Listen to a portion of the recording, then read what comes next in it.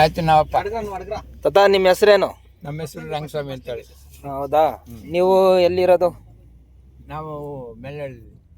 ಹೌದಾ, ಬುಡಕಟ್ಟು ಜನಾಂಗದವರು ನೀವು? ನಾವು ಇವಾಗ ಏನು ಕೇಳಕ್ಕೆ ಇಷ್ಟಪಡ್ತಾ ಇದೀವಿ ಅಂದರೆ, ಈ ಕಾಡಿನಲ್ಲಿ ನಿಮಗೆ ಅನುಕೂಲಗಳು ಹೇಗಿದೆ? ಕಾಡಿನಲ್ಲಿ ಅನುಕೂಲ ಹೇಗಿದೆ? ನಮ್ಮ ಅನುಭವ ಹೇಗಿದ್ದ ಅಂದ್ರೆ, ಇದ್ಗಿರೋರ್ಗೆ ಸೌಲಭ್ಯ ಚೆನ್ನಾಗದಾಳೆ. ಮೊದಲು ಬಟ್ಟೆ ಇಲ್ಲ ಪಾಪ, ನಮ್ಮ ಸಣ್ಣ ಬಚ್ಚಿದಾಗ ಅವ್ರಿಗೆ ಉಟ್ಗಾರಕ್ಕೆ ಬಟ್ಟೆ ಇಲ್ಲ ಅಂತ ಬರ್ತನಾಗ. ಆಗ ಬೇರು ಗೆಂಡ ಸೊಪ್ಪು ಸದ ತಿಂದು ಆಗ ಮಾಡಿ, ಆಗ ರಾಜಕೀಯ ಬಂದು ಹಿಡಿದು ಇವರು ನಮಗೆ ಮಾಡಬೇಕು. ನೋಡಿ, ಇದನ್ನೇ ಎಕರೆ ತಕೊಂಡಿರೋದು ಯಾರೋ ಗೌರ್ಮೆಂಟ್ ಇದು ವರ್ದೇಸ್ತರು. ಅವರು ಗೌರ್ಮೆಂಟ್ ತಗೊಂಡಿರೋದಾ? ವರ್ದೇಸ್ತರು ನೋಡಿ, ವರ್ದೇಸ್ತರು ತಕೊಂಡಿರಿ 40 ಗಿಡಮೂಲಿಕ ಬೆಳೆದು ಇಲ್ಲಿ ಹೇಳಿ ಒಳಗ 4,000 ಗಿಡಮೂಲಿಕೆಗಳಿದಾವೆ.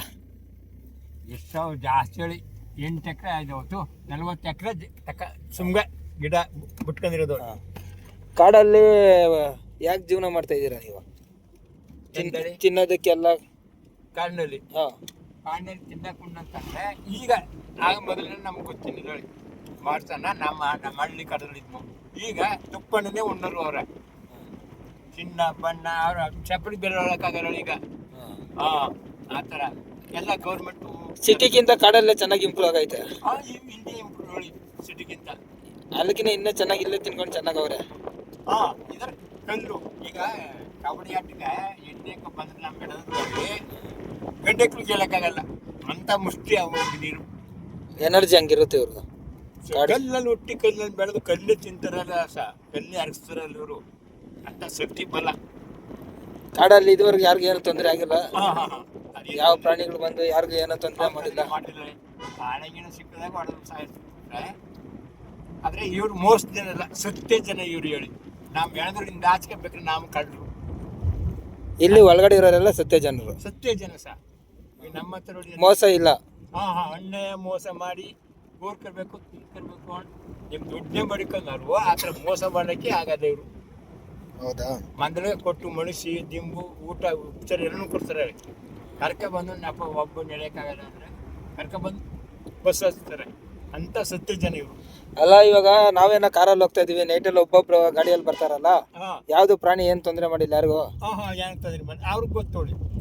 ಈಗ ನಮ್ಮ ಹತ್ರ ನೀವು ನೋಡಿ ಅದು ನುಗ್ಬಿಡ್ತಿದ್ದಾರೆ ನೀವು.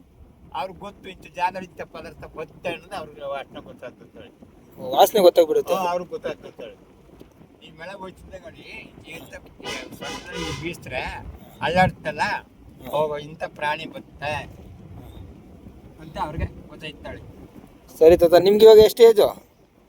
ಸರ್ ನನಗೆ ಈಗ ಕನಿಷ್ಠ ಅಂದರೆ 70 ಮೇಲೆ ಆಗುತ್ತೆ ಸರ್. ಸರಿ ತಾತ. ಆಗ ನಾವು ಮೇಲೆ ಆಗ ಅಣ್ಣ ಅನ್ನೋದು ಗೊತ್ತಿಲ್ಲ. ಬರೀ ಮುದ್ದೆ, ಜೋಳದ ಮುದ್ದೆ, ಮುದ್ದೆ ಪಾಟಿ ಮುದ್ದೆ ಉಣ್ಸಿದ್ವಿ.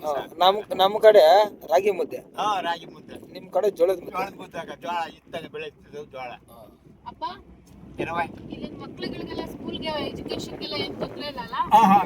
ಗೌರ್ಮೆಂಟ್ ಕೊಟ್ಟಿದ್ದಾರೆ. ಕೊಡ್ತಾರೆ. ಹಾಸ್ಟ್ಲು ಅದ, ಸ್ಕೂಲ್ ಮನೆಗಳು ಉಳಿಯಿತು. ಇದೇ ಪುರಾಣಿ ಕಾಲ್ದಾರಿ ಗೇಟು. ಮಕ್ಕಳಿಗೆಲ್ಲ ಎಲ್ಲ ಸೌಲಭ್ಯಗಳು ಚೆನ್ನಾಗಿದೆಯಾ? ಗೌರ್ಮೆಂಟ್ ಸೌಲಭ್ಯ ಮಾಡ್ತಾರೆ. ಎಲ್ಲ ಟೀಚರ್ಸ್ ಎಲ್ಲ ಕರೆಕ್ಟಾಗಿ ಓದಿಸ್ತಾರ? ಇಲ್ಲಿಂದ 5 ಕಿಲೋಮೀಟರ್ ನಡ್ಕೊಂಡು ಹೋಗ್ಬೇಕು ಅವಳು ಒಳಕ. ಇಲ್ಲಿಂದ ಒಳಕ್ಕೆ ಆಡಿಗೆ ಹೋಗಕ್ಕೆ, ಅವ್ರ ಮನೆಗಳಿಗೆ ಹೋಗಕ್ಕೆ. ಅಲ್ಲೇ ಜಮೀನು ಮಾರ್ಕರೋದು, ಅಲ್ಲೇ ಇರೋದು. ರೋಡ್ ಇಲ್ಲ. ರೋಡ್ ಇಲ್ಲ. ಸರಿ ತಾತ, ಆಯ್ತು.